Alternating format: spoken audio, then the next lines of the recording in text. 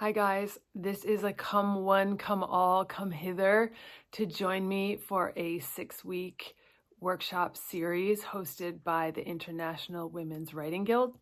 You do not have to be a writer to join this series. It is called Divinatory Poetics, Writing as a Mystical Practice. Something happens when we meet inside language, when we follow unexpected currents in words, rhythm, and meaning. In this workshop series, we step into language and recompose it, play with words, and let them move through us.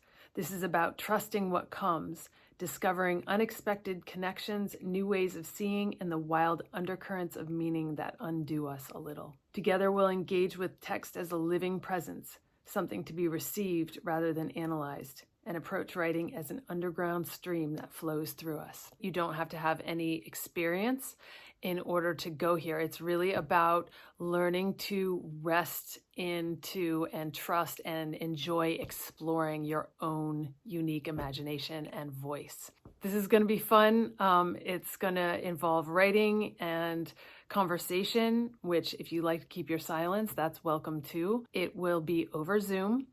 And it starts on April 5th and goes for 6 weeks on Saturdays from 10 a.m. to 12 p.m. Eastern Time.